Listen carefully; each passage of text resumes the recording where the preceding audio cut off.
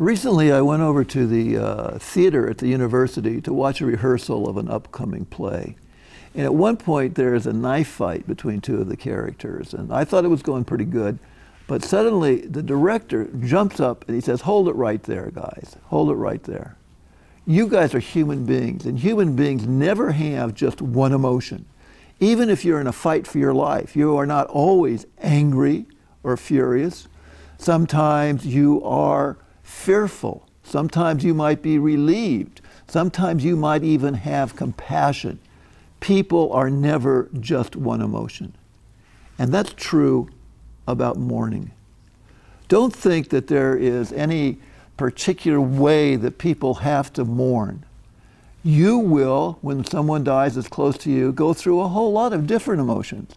Surely you will be depressed and you will be sad, but sometimes you will be fearful of what's going to happen to you in your future. Maybe at moments you'll be exhilarated in the sense that a new life is opening for me. Sometimes you'll be depressed because thoughts of your own mortality will come to the fore. Don't think, despite what maybe other people say, that mourning is a process that you're going to get closure. Everyone mourns differently. Indeed, in Camus' book, The Stranger, I don't know if you read that, but he didn't even cry at his mother's funeral. Of course, later in the book, he was executed because of that, but that need not detain us. One of the things about when someone dies in the family, fortunately, there will be a lot of distracting details that you have to take care of, so you won't be focused on the loss at all times. First of all, your immediate needs. If the individual dies at home, you can phone a funeral parlor at any hour, and they'll come and they take care of everything, and these people know what they're doing. You'll have to worry about notifications of family and friends. Obviously, phone trees work.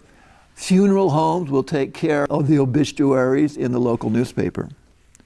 You'll also have to look for documents that the person may have left, a will, insurance policies, and those things. If the person died at a hospital, you might be asked by people there if you want to have an autopsy. Sometimes they won't even ask, because under certain circumstances, the law requires that an autopsy be given if they suspect foul play or they have no idea what caused the death. However, autopsies are often a good thing. They may disclose a genetic disease that your family didn't know was in family genes, and that may help you down the road. A lot of people believe that Alzheimer's disease is inherited. And for at least like 50% of the people who have autopsies who they thought had Alzheimer's disease didn't have Alzheimer's disease at all. So that could be a great relief for your family. And finally, autopsies help future generations because they just learn more about it, and doctors learn a lot more about the human body. You also might be asked about organ donations. Even if the person consented on their driver's license, they still will probably ask you. One thing is that usually organ donations don't put off burial at all. Then you'll have to, of course, worry about burial. Hopefully you've had a conversation prior to this about what the decedent wanted. But if you didn't, one thing I would recommend is not to overspend. There'll be a lot of guilt and a lot of grief when you go to a funeral home. And I would recommend that you just don't sign up for everything the first day, come back the next day. And maybe you'll have a dollar amount, and you can compare it to how much education can that buy the decedent's grandson, for example. Things like that, to put it in some kind of a context, because you will probably be feeling guilty and you want to show that you want to spend a lot of money. Cremation is apparently about 25% of the people today use cremation. It's generally cheaper. A couple things you might want to look out for is the assertion by a mortician that you have to have the body embalmed before cremated. Now that may be true in some states, depending on how long the body has been around, but not so in others. But just be aware of that. As for funerals, they're quite expensive. The average cost is about $6,500, and that doesn't count the cemetery or the plot. A woman's husband left $30,000 for his funeral. And afterwards, she was telling a friend that she had spent all the money, and the friend said, well, how could you spend that amount of money on a funeral? And she said, well, the funeral itself cost about $8,000, and I gave another $1,000 for charity. And the friend said, well, we had $23,000 left, or $20,000. And she said, yeah, I used that for the memorial stone. You spent that amount of money. How big a stone was it? 4.5 carats. You may have immediate cash needs. Hopefully you have joint accounts with the decedent. However, if there's no money and it's all tied up in the decedent's name, you're going to have difficulties getting at it, and you've got to see a lawyer. There are ways of doing it, but you have to act quickly. What about the first few weeks? Now you got some time, and you start talking about notifying those people and those agencies that you need to notify. You will get from the funeral home, will get you copies of the death certificate. If the decedent had insurance, if the decedent had an IRA, individual retirement account, or a Roth IRA, or if he or she had a retirement program, you've got to notify those people, show them the death certificate, and then all of those things are immediately triggered, and they will go to the beneficiary, which will obviously take care of, if you are the beneficiary, any cash needs.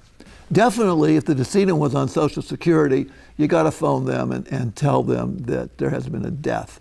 And you are actually entitled to a $300 death benefit. But also realize that Social Security is more than a retirement program. It is also an insurance program. You and your family may be entitled to additional benefits if, in fact, you were relying on the decedent's money to survive.